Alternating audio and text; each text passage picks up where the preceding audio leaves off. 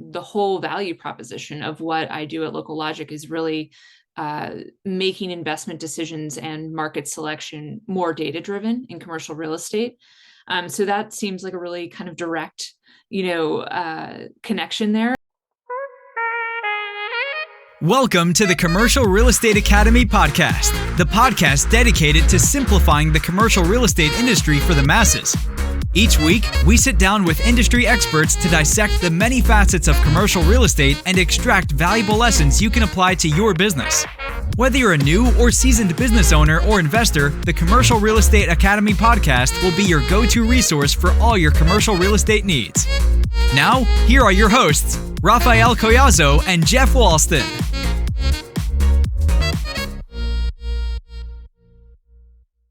Hey, Sarah. Good afternoon. Good to see you this afternoon. Good to see you. Thanks for having me. Awesome, of course. And you're tuning in from Atlanta, is that correct? That's right. I am down here in Atlanta. Awesome. Yeah, you're not too far away. That's about a 7-hour drive for us. I've been to the airport many, many times. My fiance has actually been down to Atlanta several times to see some friends, but I have yet to explore Atlanta. So I'm looking forward to one day getting down there and to be able to, take in all the sights and sounds of the city. Yeah, we're growing fast. Oh yeah. I mean, it's unbelievable. Oh, I will. No, there's no excuse. And obviously now that, my goal in 2023 is to start getting more involved in the circuit, the conference circuit for different, types of conferences. I've been to the CRE Tech conference. I've been to some of these other conferences as well, which I know you spoke, or you were, I think you did spoke at the conference this year, if I'm not mistaken. Mm-hmm. So yeah, that was a great conference. And we've had Michael Beckerman on the podcast twice as well. So yeah, he's able to share a lot of great insights, but we're really honored to have you. You have a very robust background of a variety of different capacities that you've operated in. So we're really excited to kind of dive into your story. So one of the things I was kind of curious about is, if you could tell us a little bit about yourself, I think that'd be helpful because it's always nice to kind of get a context to the person we're interviewing. Sure. Do you want me to start kind of at the beginning or? Yeah, just to provide context because, it's really interesting to see, how people get into the business and the industry because, I'm an engineer by trade. I got into the brokerage side through software engineering. And then there's people that have gone in from a variety of different backgrounds. So it's kind of interesting to hear, people's stories and what led them to the ultimately getting into the space.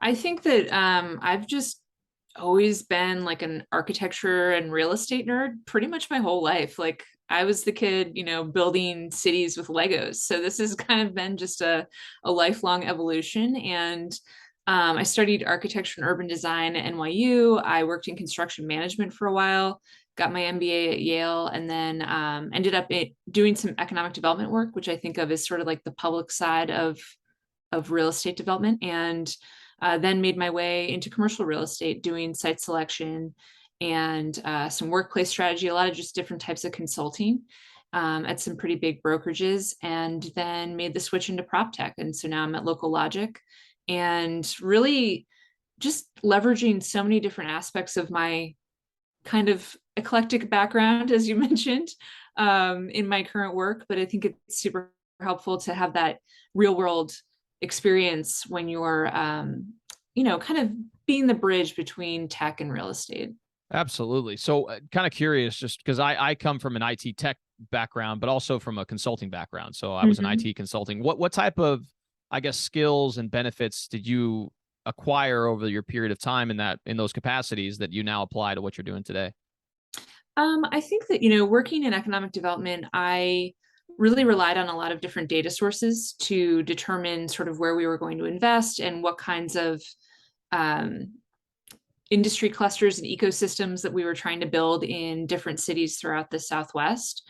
And so that really comes into play now, where the whole value proposition of what I do at Local Logic is really making investment decisions and market selection more data driven in commercial real estate. So that seems like a really kind of direct, connection there. But then working in commercial real estate and thinking about, we kind of were chatting before just about site selection on the office side. And again, there's so much data that goes into that, understanding where the employees you need are, where they're living, what kinds of, I was always sort of, I think, ahead of the curve in thinking about culture fit, not just making sure that you were getting the salary rates and, things like that that are sort of like bare bones site selection, those boxes checked. So I think that overall, the thing that kind of ties all the random things that I've done together is just thinking about that like human experience of place and how there's just a myriad of decisions that we're making in the things that we're building, whether that's, at more of an urban design, urban planning level down to the asset itself. So I think there's a lot of connections that just happen organically almost every day. Oh, absolutely. No, I couldn't agree more. And obviously you had referenced some of the experiences you've had from the site selection process. And I think that's going to lend itself well to what you're doing, obviously, in your current role with Local Logic. So one of the things I'm kind of curious about is, obviously our audience is a wide variety of individuals. We have brokers, we have construction managers, we have, techs, entrepreneurs in the commercial real estate space. So obviously the solution that you're offering is Local Logic. Could you kind of explain what exactly that is? And maybe also explain maybe the value proposition of the software itself. So Local Logic is using data to quantify everything outside the four walls of the asset. So we have these proprietary location scores in addition to hundreds of other location attributes. And when I say everything outside the four walls, that's really what I mean. I like to say, there's a lot of boots on the ground in real estate, and we're not necessarily replacing that, but we're allowing you to augment that. And if you think about the whole ecosystem of all those things you're taking in when you are standing in a place physically, we actually have data points to quantify all of that. So it really, I think, as we start to move to making decisions at scale and very quickly, and you start to see more institutional investment in things like single family rental, it's just not possible to operate and make those investments without using data to augment that process. Oh, absolutely. So you had alluded to one of the functions, which, is from an institutional level, the single family rentals. I guess as far as the site selection process is concerned, can you kind of elaborate a little bit on, some of the data points that you guys do compile and how that can apply to retail, office, maybe some of these other property types? Because, like you said, I mean, there's different needs for different types of uses. Absolutely. And we are asset class agnostic. I think location applies to all different forms of real estate. So we can actually do two different sides of things. We have these really cool heat maps, which are what kind of drew me in at the beginning, where you can actually understand the performance of your portfolio and start to recreate and find lookalike submarkets, markets all throughout the US and Canada using a heat map to actually map those attributes. And you start to see exactly where you need to be dialing in to find new opportunities. The other side of that is, okay, you have a new opportunity that you want to assess. And now you have all of these different location attributes that you can really compare, either to comps or to your other portfolio and understand, like, does this really match what I know is going to mean a successful asset for me, a successful investment for me. So it's really sort of, I guess, new market selection, but also at that acquisition stage as well. Absolutely. So as an example, let's say that, you're representing, like I'm working right now with a development manager for Circle K. So we're looking at sites for them.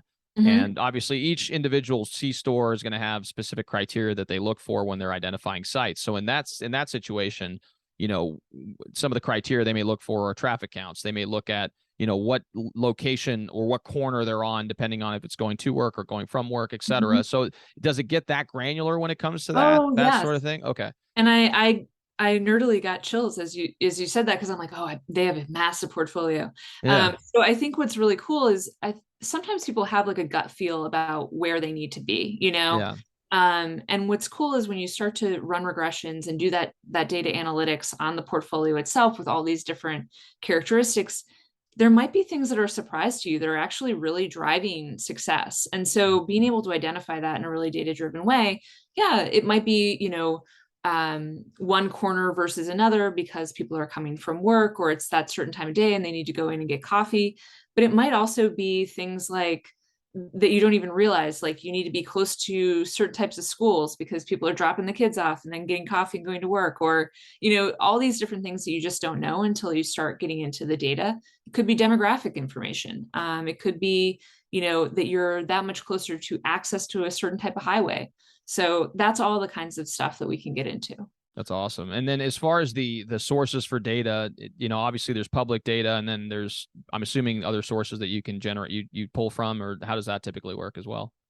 Yeah, we have, I guess you could say, about 4 different large bucket sources. There's open source data that we're cleaning and normalizing and making actionable. There's our partnership data, which might be, things like climate risk data or crime statistics. We're partnering with groups for that. We are also, purchasing data, going through a really robust process to decide who those providers are going to be.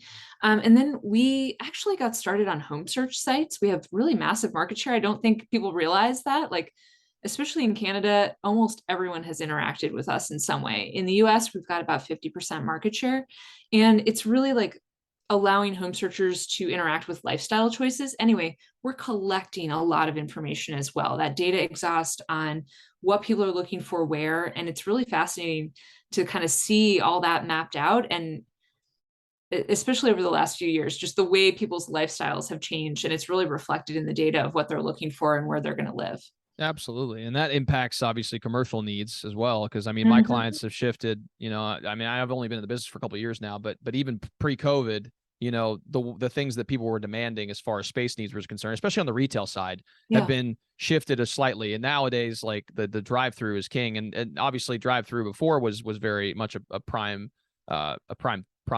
piece of the puzzle. But nowadays it's like, it's even more amplified. And that's obviously consumer trends that have changed as a result of what's gone on over the last several years. So, Yeah. I mean, you know, people moving within markets, and then still expecting certain types of services and amenities that they had when they were in a little bit more of a dense area. And so I can imagine, the retail will reflect that as well. absolutely. No, for sure. So one of the things I'm kind of curious about, and this is something that, like I had mentioned to you, I had attended the CRA Tech conference last year. You were Mhm. happened to be a speaker there this year as well. It is a pretty robust conference with a lot of people that attend, that talk about different technologies that are coming down the pike for commercial real estate. But one of the things that, is kind of a common theme, it seems like, is that commercial real estate as an industry has not been as active as far as the technology adoption Mm. when compared to other industries. But nowadays, I feel like it's becoming a lot more prevalent in people's decision-making process. And I guess Mhm. one of the things that I'm kind of curious about is how have you managed as far as, working with new users and trying to get them to realize what the value proposition is for that you're offering. So, Well, I think that it's really changing rapidly. That's something that I've observed. When I first started at LocalLogic almost 2 years ago, I think the industry was in a different place than it is even today. And I think part of that is, you know, the restrictions we've had on travel, or, just our the need for data has become more real, because you need to use data to augment things that just weren't possible at the time. I think we've gotten a little bit more comfortable with that.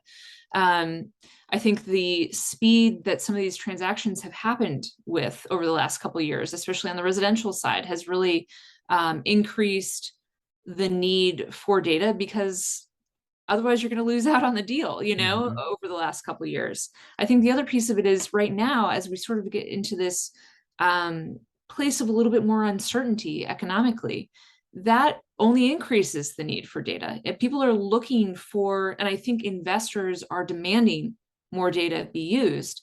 So when you're going to your investment committee, it can't just be that you have this personal experience or feeling that this location is going to be the right one. You need to actually back that up with a lot of data. And so for us, it's been just seeing a lot of momentum building in the industry, and therefore the adoption of the kinds of insights that we have.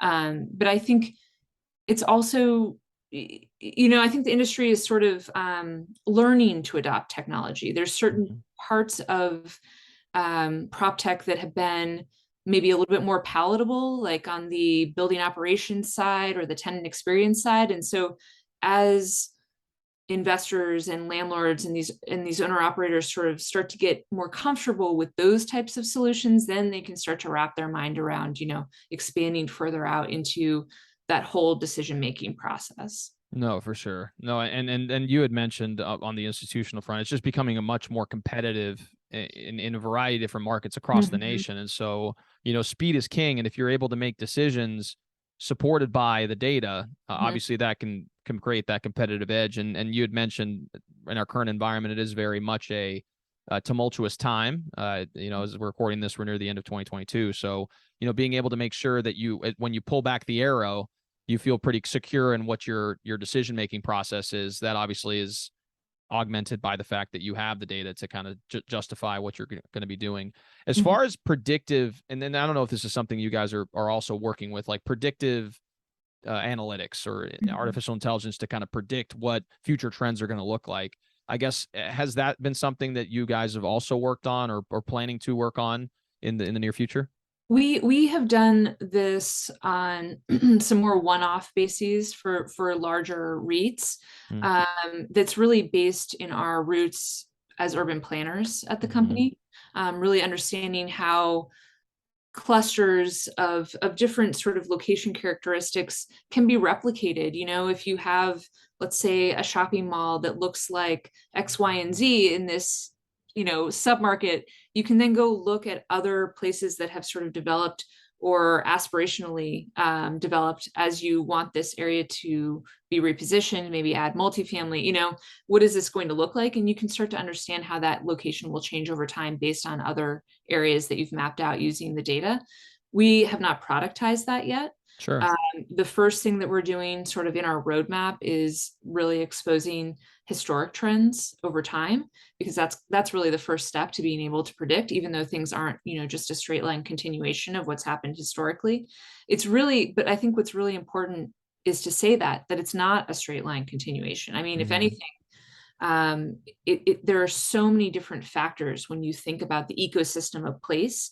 And that's why the cluster mapping, the cluster analysis is so interesting, because you start to see all these different pieces working together. You can't just look at, coffee shops going in. Oh, there's more coffee shops. This area is going up. There's all these other factors.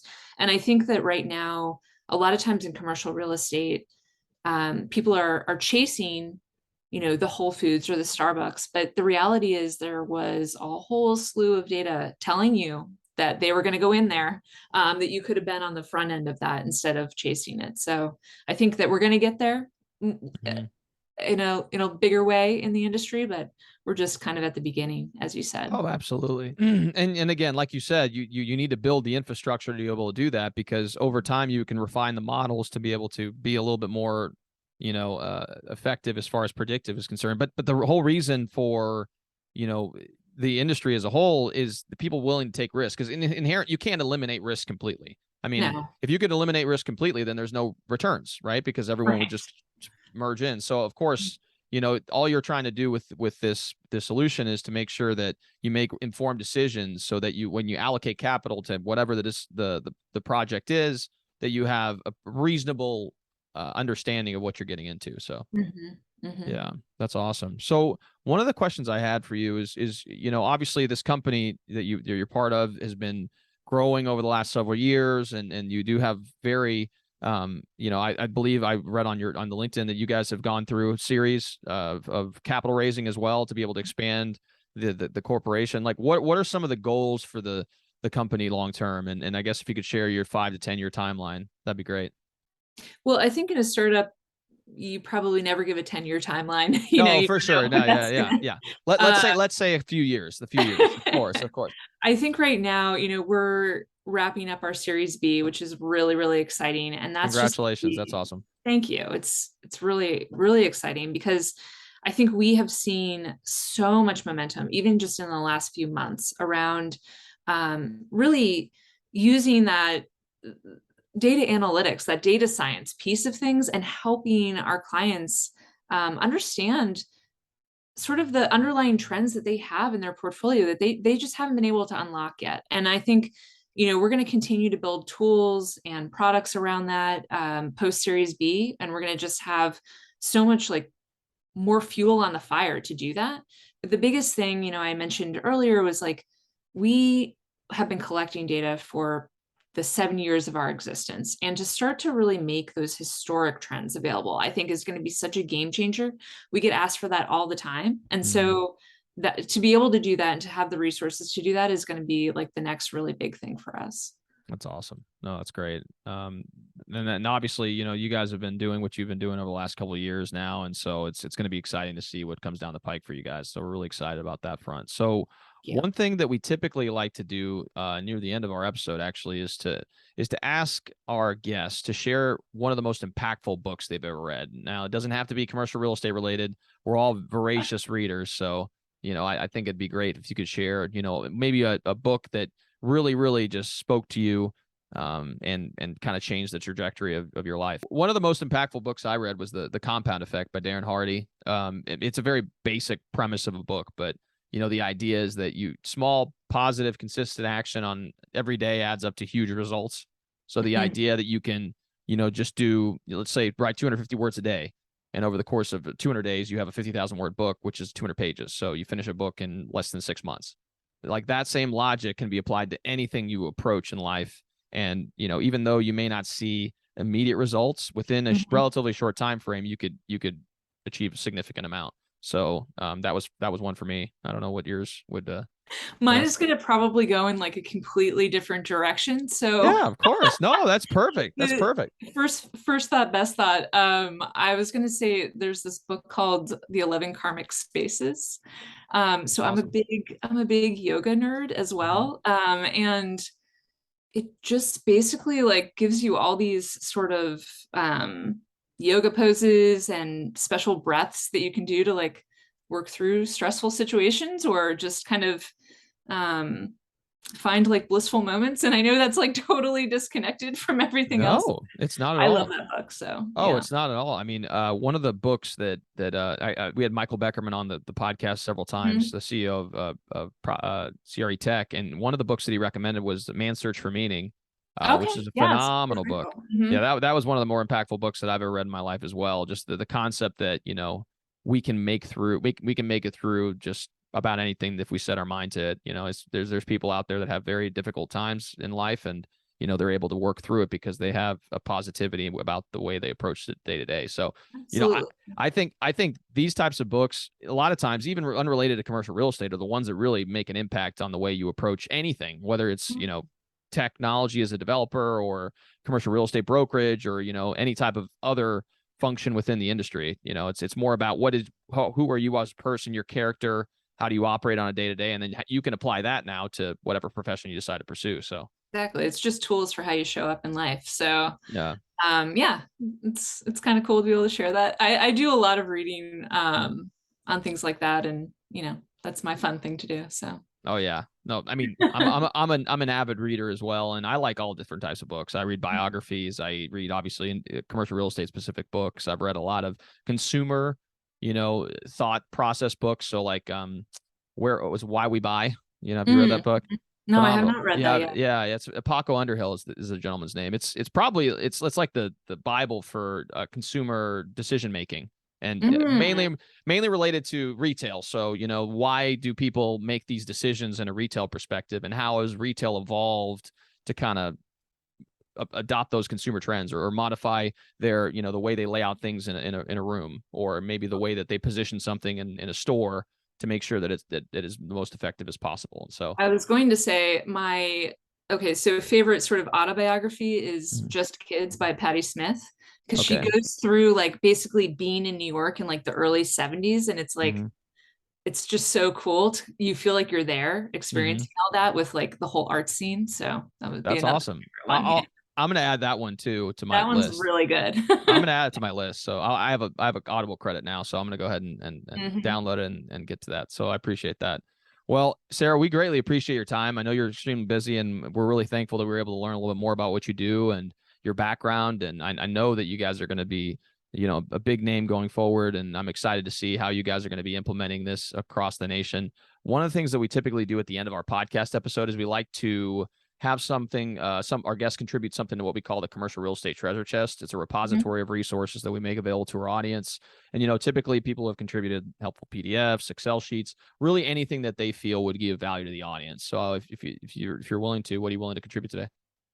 I think that we are absolutely willing to contribute something. I was thinking about, we did this really great white paper on understanding the scope 3 emissions impacts of what you build where, and how you program space. And to me, that's like a great example of Local Logic's desire to use data to actually create more sustainable, better cities. So I think that'd be a good thing to share. Oh, that'd be awesome. No, I would greatly appreciate that. And that actually leads me to something else. We had interviewed Martha Weiberg. She's out of Denver, and she runs art.io, I believe, and she does art for cities. She's massive developers contract her, and she does like all these different art projects around the cities across the nation, and they incorporate, you know, not only the art but also make it into an eco-friendly, you know, so they incorporate both the eco side of things as well as the art as well. So it was very insightful. So you get to talk to lots of cool people. Oh yeah, that's part of the reason, the benefit of the podcast. You get to interview people like you across the nation that are doing really big things and awesome things, and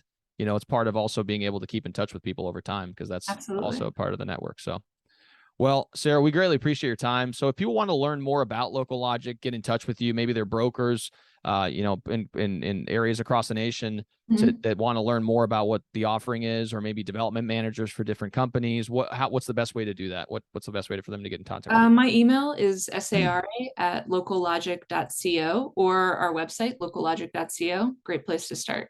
Absolutely. And I guess as far as the solution is concerned, who would be a best fit for what you guys are offering? I think that'd be great for you to specify. You know, we are often working with investment sales teams. We're working with larger developers, investors. We've been typically working more with like multifamily, single family rental.